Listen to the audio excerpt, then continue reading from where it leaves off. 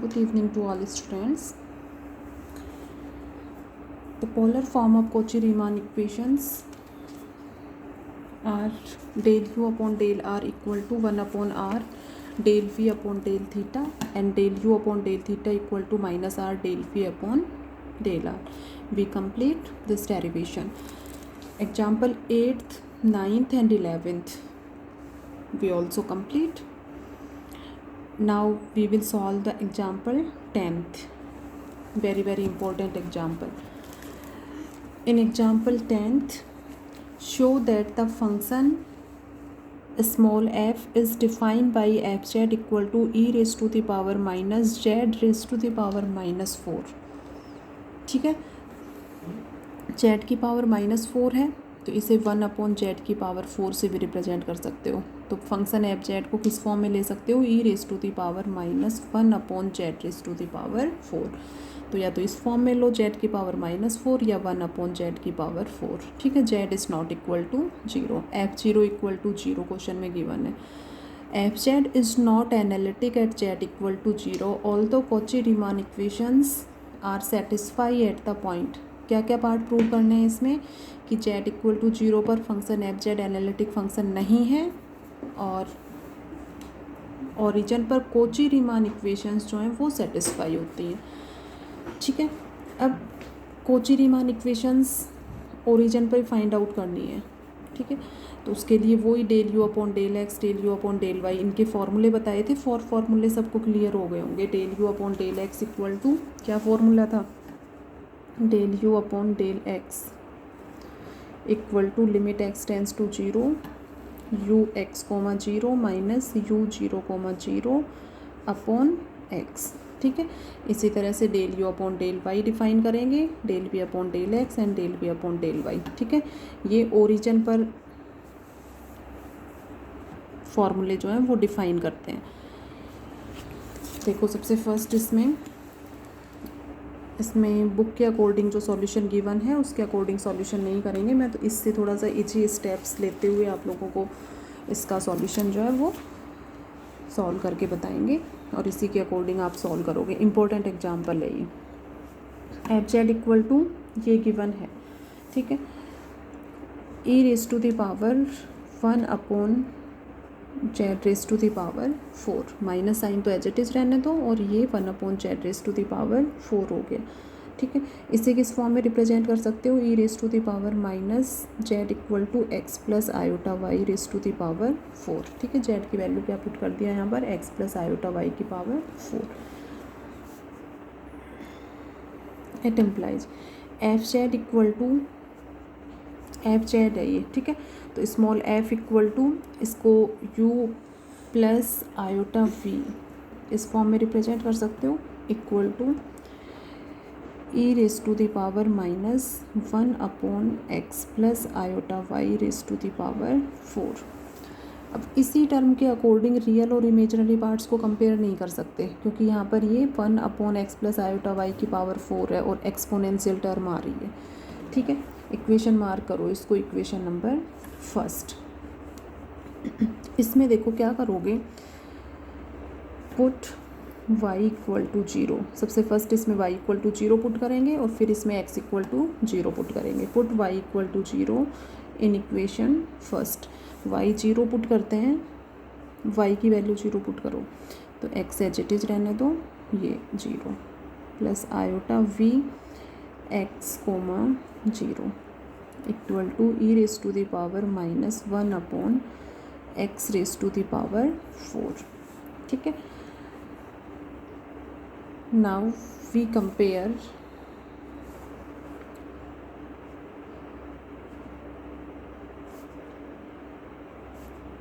Real and imaginary part both sides.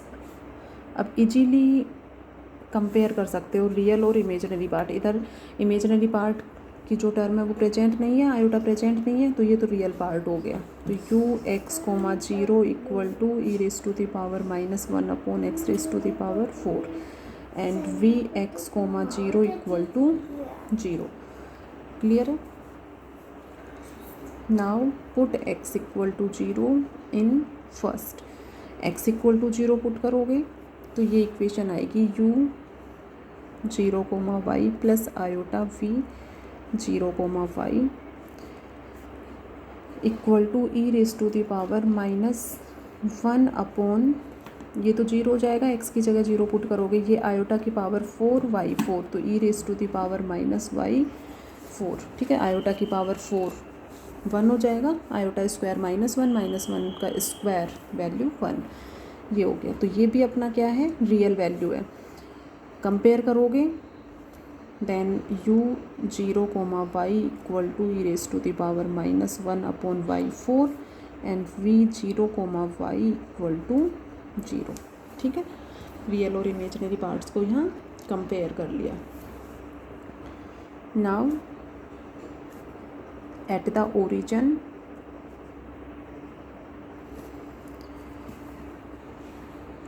पर find out करो अब ये सभी values, del u upon del x। सबसे first limit x tends to 0 u x, 0 minus u 0, 0 upon x, limit x tends to 0 u x, 0 की value put करो। ये था अपने पास E raise to the power -1 upon x की power 4 minus u 0, 0 upon x। Next solve करो, u 0, 0 0 हो जाएगा, ये तो क्लियर है सभी को, क्योंकि u x, 0 ये है अपने पास, u x, 0 equal to this, तो x की वैल्यू यहाँ 0 पुट करोगे तो ये हो जाएगा E raise to the power -1 upon 0, तो E raise to the power minus infinite, E raise to the power minus infinite equal to 0, ठीक है।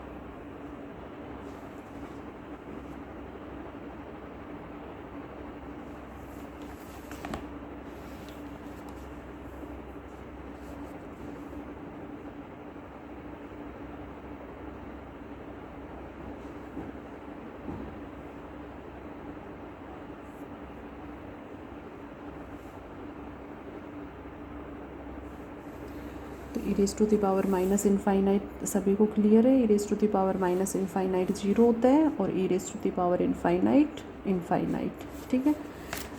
तो ये वैल्यू 0 हो जाएगी। E raise to the power x का फॉर्मूला यूज करो, यहाँ exponential formula 1 plus x square upon factorial 2, तो एक्स स्क्वायर करोगे तो 1 अपॉन एक्स की पावर 4 स्क्वायर, ठीक है। Exponential formula E raise to the power x equal to 1 plus x square upon factorial 2 plus x cube upon factorial 3 plus and so on.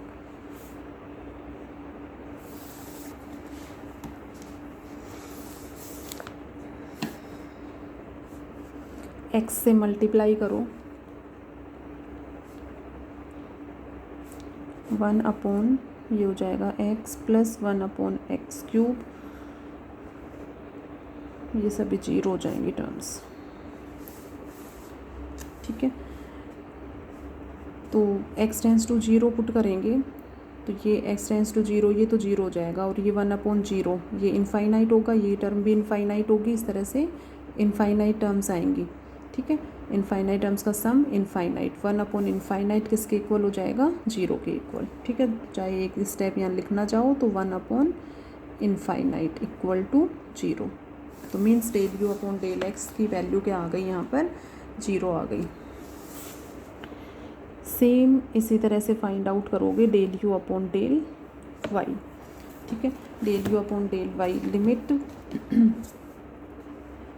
y tends to 0 u 0, y minus u 0, 0 upon 0, ठीक है। Simple इसको भी as it is solve कर सकते हो। Limit y tends to 0, ये value put करोगे तो 1 upon y e raise to the power 1 upon y की पावर 4, ठीक है।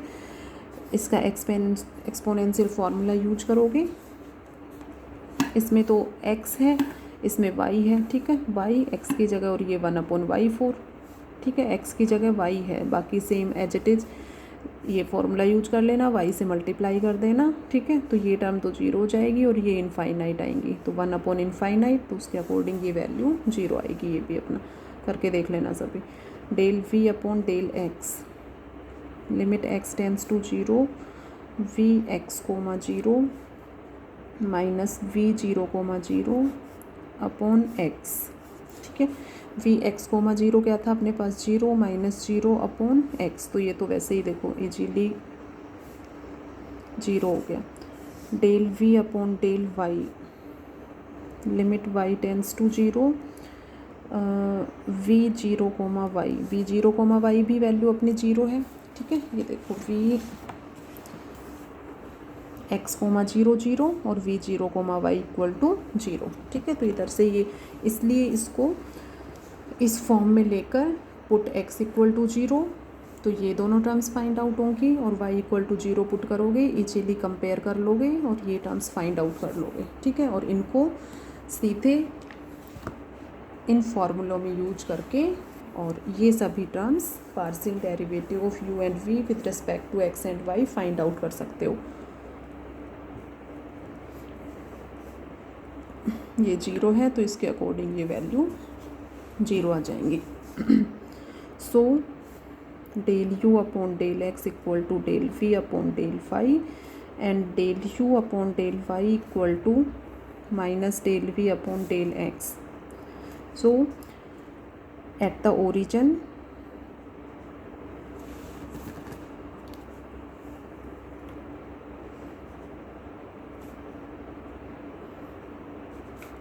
Cauchy-Riemann equations are satisfied। तो इसका फर्स्ट पॉइंट जो है वो यहाँ प्रूव हो जाता है।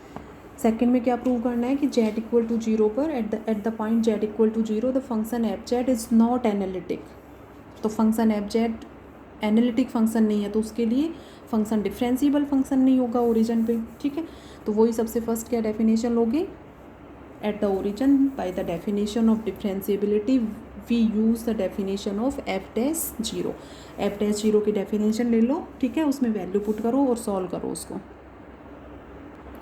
by definition of differentiability f dash 0 equal to limit z tends to 0 f z minus f 0 upon z। ये फॉर्मूला किस तरह से डेराइव होता है सबको अच्छे से बता दिया।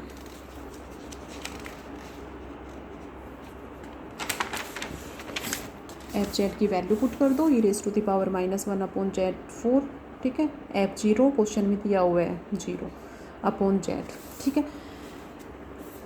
ये हो गया limit x tends to 0 y tends to 0। Solve करेंगे अब इसकी वैल्यू को, E raise to the power -1 upon x plus iota y raise to the power 4 upon x plus iota y, ठीक। अब इसमें x और y दोनों वेरिएबल यूज आ रहे हैं, ठीक है।